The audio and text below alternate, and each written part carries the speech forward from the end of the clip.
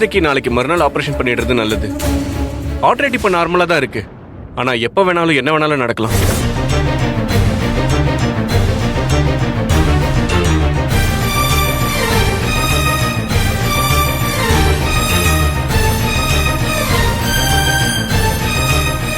Doctor என்ன சொல்றீங்க? ஆமாம்மா, இதுக்கப்புறம் தான் நீங்க அணுவை ரொம்ப கேர்ஃபுல்லா பாத்துக்கணும். சர்ஜரி நல்லபடியா முடியற வரைக்கும் அந்த குழந்தை எதுக்காகவும் எமோஷனல் ஆகக்கூடாது. அப்படி எமோஷனல் ஆனாலோ பயந்தாலோ பாப்பாக்கு ஹார்ட் ப்ராப்ளம் வர்றதுக்கு நிறைய வாய்ப்பு இருக்கு.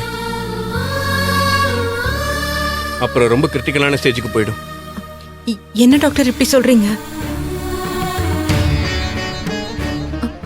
அனுவோட நிலைமையை நினைச்சு ரொம்ப பயமா இருக்கு.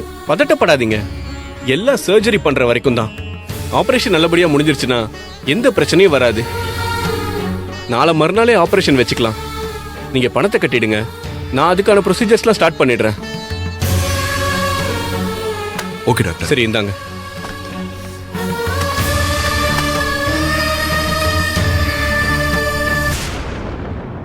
கயல், பயப்படாத. அணுக்கு எதுவும் ஆகாது. சர்ஜரி பண்ணிட்டா ப்ராப்ளம் இல்லைன்னு டாக்டர் சொல்லியிருக்காருல, அப்புறம் எதுக்கு கவலைப்படுற? கடவுள் ஏன் இந்த சின்ன குழந்தைக்கு இவ்வளவு பெரிய கஷ்டத்தையும் வலியையும் கொடுக்கறான்? அவ என்ன பண்ணா? எதுவா இருந்தாலும் எனக்கு கொடுத்து தொலைக்க வேண்டியதுதானே அந்த பாழா போன கடவுள். கயல், அணுவுக்கு எதுவும் ஆகாத. பிரச்சனையை கொடுத்த கடவுள் அதை சரி செய்ய வழி கொடுத்திருக்காருல. இந்த விஷயம் மட்டும் நமக்கு தெரியாம இருந்திருந்து ஃபியூச்சர்ல அணு வளர்ந்ததுக்கு அப்புறம் பெரிய அளவு பாதிப்பாயிருந்தா என்ன பண்ணிருப்போம் சொல்லு. இங்க பாரு, தைரியம் கொடுக்குற நீயே மனசுடைஞ்சு பேசுறத பார்க்கும்போது எனக்கு ஒரு மாதிரி ரொம்ப கஷ்டமா இருக்கு. சரியான நேரத்துல அணுவுக்கு இப்படி ஒரு பிரச்சனை இருக்குன்னு கடவுள் நமக்கு காமிச்சு கொடுத்ததுக்கு நாம காலம் முழுக்க அவருக்கு நன்றி சொல்லிக்கிட்டே இருக்கணும். சலிச்சு போயிடக்கூடாது. சரி, வா.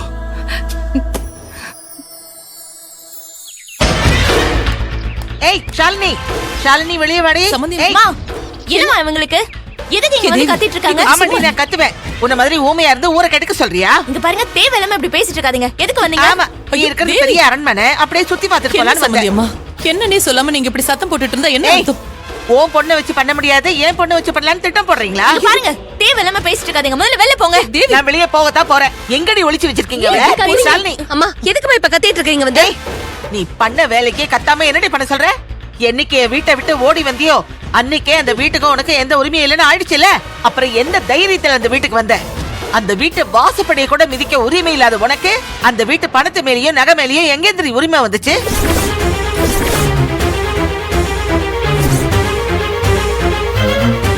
என்ன இவளுக்கு தான் பிளான் போட்டு கொடுத்தாளுங்களா? அம்மா மரியாதை பேசுமா. அன்னைக்கும் அதுக்கு இத பத்தி எதுவும் தெரியாது. அவங்கள பத்தி அப்படி எல்லாம் பேசாத. நான் அதான் வீட்டுக்கு வந்த நகையை கேட்டேன்.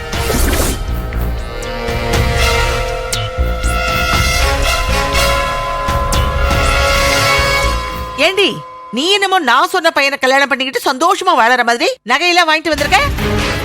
உனக்கு என்னடி அருகதை இருக்கு? ஏன் சம்மதத்தோட இந்த கல்யாணம் நடந்துச்சா, இல்ல நான் பார்த்த பையனை தான் நீ கல்யாணம் பண்ணிக்கிட்டியா? எந்த தைரியத்தோட நீ வீடறி வந்து என் பையனை பிரெயின் வாஷ் பண்ணி நகையெல்லாம் வாங்கிட்டு வந்திருப்ப? சும்மா நிறுத்தமா, ரொம்ப ஓவரா பேசிட்டு இருக்க. இந்த நகையெல்லாம் உன்னோடது கிடையாது, அப்பா சம்பாரிச்சது. என் கல்யாணத்துக்காக சேர்த்து வச்சிருக்கேன்னு அப்பா என்கிட்ட சொல்லிருக்காரு. ஏய் ஷாலினி, அம்மா சொல்றதெல்லாம் உண்மையா? ஏய், என்ன உண்மையான முதல்ல இருந்து கதை கேட்டுட்டு இருக்க? மரியாதையா அங்கேருந்து எடுத்துட்டு வந்த நகையெல்லாம் என்கிட்ட எடுத்துட்டு வந்து கொடுத்துரு. இல்ல குடும்பத்தையே ரோட்ல நிக்க வச்சு சந்தி சிரிக்க வச்சிருவேன்.